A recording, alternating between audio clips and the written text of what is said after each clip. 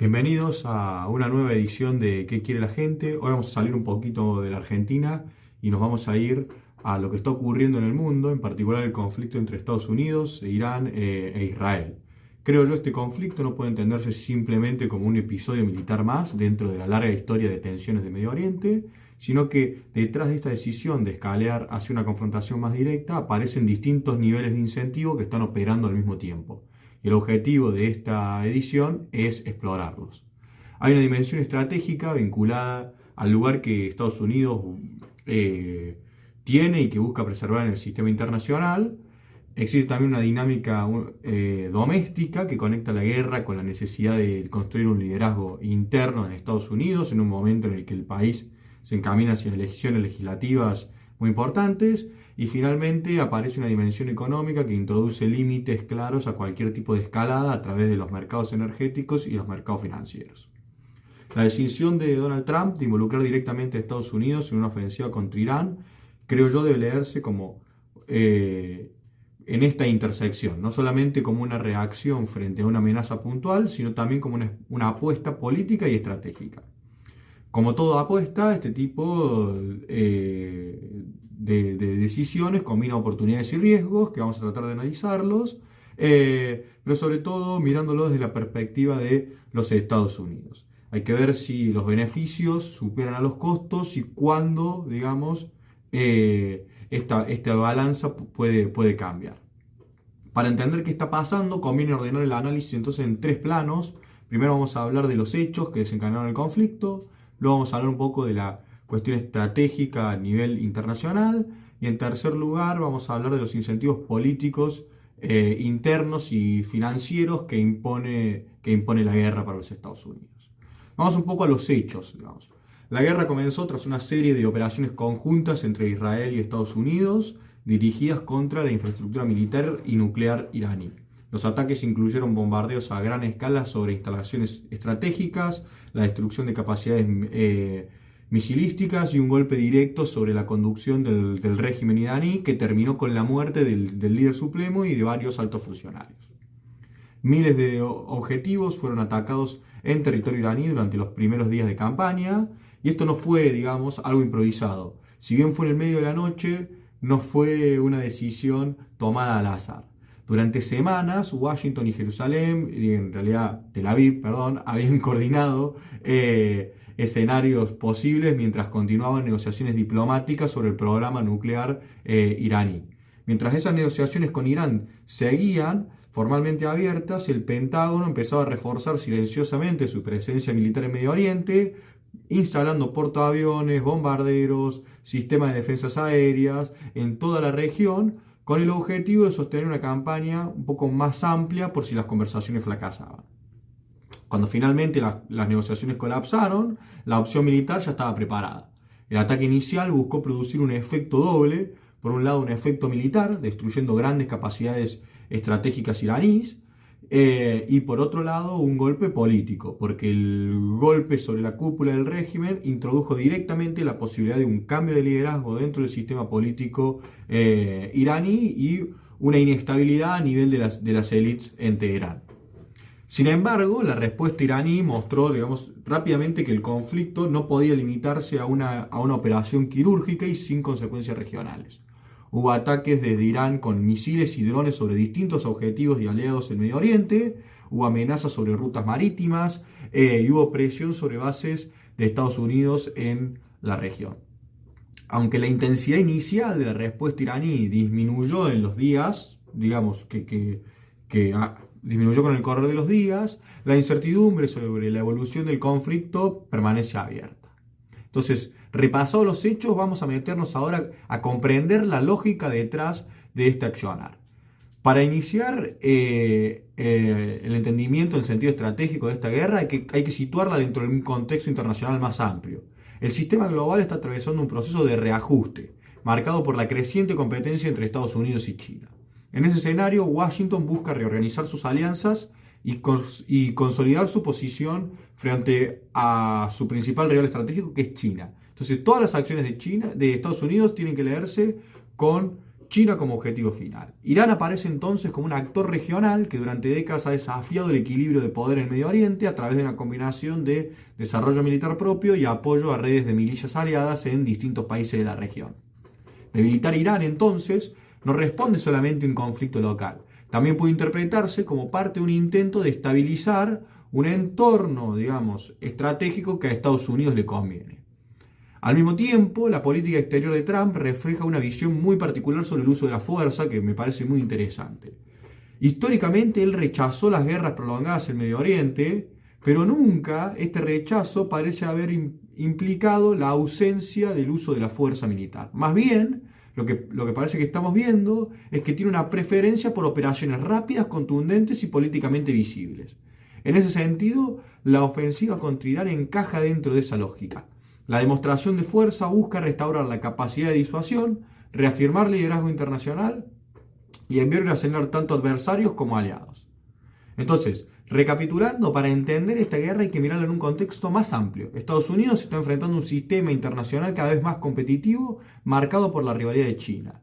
En ese escenario, Washington busca estabilizar regiones estratégicas y reafirmar su liderazgo. Irán aparece como un actor que durante décadas desafió el equilibrio regional a través del poder militar y sus redes de aliados, por lo que golpear Irán no es solamente una operación militar, es también una señal política hacia el sistema internacional.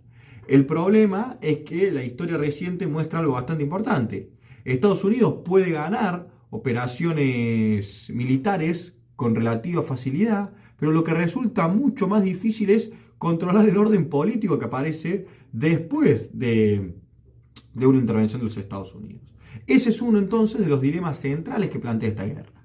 Estados Unidos posee una superioridad militar indiscutida, pero esa superioridad no siempre se traduce en capacidad de moldear el orden político posterior. Destruir infraestructura o eliminar líderes es una operación para Estados Unidos técnicamente posible, lo que no está garantizado es el orden político que aparece después. La caída de un liderazgo puede producir cambios internos favorables, puede generar también fragmentación o radicalización interna, o el surgimiento de una élite incluso más hostil. Entendido el panorama internacional, vayámonos a analizar el costado interno de Estados Unidos. Digamos, ¿cuál es la conexión entre Irán y la política doméstica de los Estados Unidos? Es que es muy importante entender que las decisiones de política exterior rara vez están completamente separadas de la política interna. En este caso, el conflicto se desarrolla en un momento particularmente sensible para el sistema político estadounidense. Estados Unidos se dirige hacia elecciones legislativas de medio término en un clima de fuerte polarización. En ese contexto, una operación militar exitosa puede reforzar temporalmente la autoridad presidencial. Las primeras encuestas hechas luego de la intervención en Irán muestran precisamente este fenómeno. En particular, por ejemplo, una que se difundió mucho acá en Estados Unidos es que una encuesta de Trafalgar Group realizada luego del ataque encontró que el 53,9% de los votantes aprobaba la operación militar contra Irán, frente a un 40% que la desaprobaba. En ese mismo relevamiento, la aprobación general del desempeño presidencial se ubicaba en torno a un 49-50%, con 48% de desaprobación. Esto sugiere que la acción militar logró un respaldo algo mayor que la valoración general del gobierno en un contexto de meses de declive del apoyo popular a Trump. Las guerras también, digamos, entonces tienen una lógica electoral. En Estados Unidos el conflicto está ocurriendo a meses de las próximas elecciones legislativas que van a determinar los próximos 2 años de Trump y probablemente el futuro del Partido Republicano. Esta acción generó un aumento inicial y un alineamiento detrás del líder. Digamos, esto fue mostrado, como les contaba recién, por las encuestas, pero ese apoyo convive con una sociedad muy dividida. Digamos, otra encuesta nacional muestra que aunque una mayoría considera a Irán como una amenaza para la seguridad nacional de los Estados Unidos, la opinión pública está prácticamente partida respecto a la guerra. Esto revela algo muy importante. Una guerra puede reforzar el liderazgo en el corto plazo, pero si el conflicto se prolonga o si los costos económicos empiezan a aparecer, ese respaldo suele evaporarse con rapidez.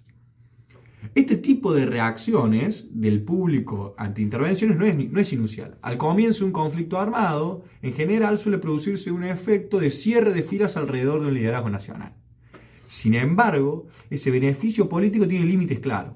El apoyo inicial a una guerra suele ser volátil. Si el conflicto se prolonga o si los costos humanos y económicos aumentan, el respaldo puede erosionarse rápidamente. Además, la decisión de avanzar sin autorización explícita del Congreso reavivó un debate muy importante en los Estados Unidos, que es el debate constitucional sobre los límites del poder presidencial en materia de guerra. En un sistema político, de nuevo, profundamente polarizado, donde hubo trabas para el ejercicio del gobierno, este debate puede de nuevo transformarse en una fuente adicional de conflicto interno. Y aquí entonces es interesante combinar esta cuestión de política interna con lo que está pasando en la economía y el sistema financiero de los Estados Unidos, que creo yo, la economía constituye el principal límite de una guerra prolongada. Medio Oriente, digamos, sigue siendo una región clave para el mercado energético global.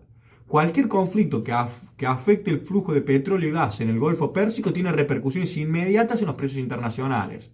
Entre paréntesis, algo que puede ser bueno en el corto plazo para la Argentina, pensando en Vaca Muerta. Uno de los puntos más sensibles de este conflicto es el estrecho de Hormuz, por donde circula aproximadamente una quinta parte del comercio mundial del petróleo. Las tensiones en la región ya provocaron interrupciones en el tráfico marítimo y ciertos aumentos en los precios de la energía. Entonces, el verdadero límite de esta guerra puede no ser militar, sino económico.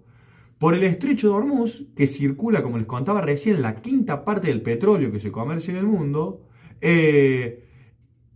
un cierre en este canal puede generar que los precios de la energía suban rápidamente, y cuando los precios de la energía suben rápido suelen provocar en los países en desarrollo un efecto en cadena: combustible más caro, transporte más caro, presiones inflacionarias y, para controlarlas, tasas de interés más altas.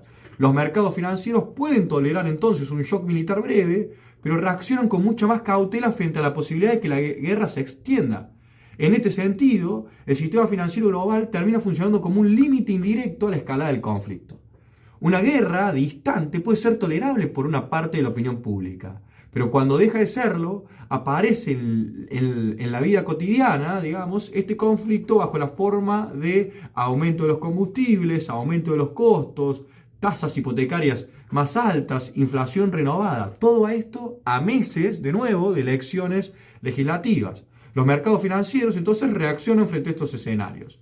Si bien, como les decía, pueden tolerar un shock militar, si las expectativas empiezan a alinearse con que la guerra va a ser prolongada o que va a haber una escalada regional, el sistema financiero de Estados Unidos puede resentirse. Además, digamos, la economía de Estados Unidos no es que viene de la panacea. Llega a esta coyuntura en una posición completamente, digamos, dañada, por lo menos para los estándares de los Estados Unidos. Si bien algunos indicadores habían mejorado en el último tiempo, persistían grandes fragilidades, sobre todo en el mercado laboral y en la cuestión inflacionaria. Entonces, una guerra larga puede revertir parte de estos avances. En síntesis, digamos, la guerra entre Estados Unidos e Irán puede entenderse como el resultado de convergencia de varios incentivos simultáneos. Existe una lógica estratégica vinculada al intento de Estados Unidos de reafirmar su posición en un sistema internacional en transformación. Existe también una lógica de política doméstica que conecta el conflicto con el liderazgo presidencial y el contexto electoral. Y finalmente aparece una lógica económica que introduce límites claros a la escalada militar. La decisión de Trump parece responder a una apuesta precisa: golpear con fuerza, aprovechar la vulnerabilidad iraní y demostrar capacidad de coerción sin quedar atrapado en una guerra prolongada. Y este es el punto clave. Trump no quiere una guerra larga. Pero las guerras rara vez evolucionan exactamente según el cálculo inicial de quienes las comienzan. Los adversarios responden, los aliados recalculan, los mercados reaccionan y van cambiando los incentivos sobre la marcha. La pregunta central entonces no es solamente por qué comenzó el conflicto. La pregunta que conviene hacerse ahora es qué dinámica puede generar el conflicto y si este conflicto se va a extender o no en el tiempo y qué incentivos tiene Estados Unidos para mantenerlo vivo.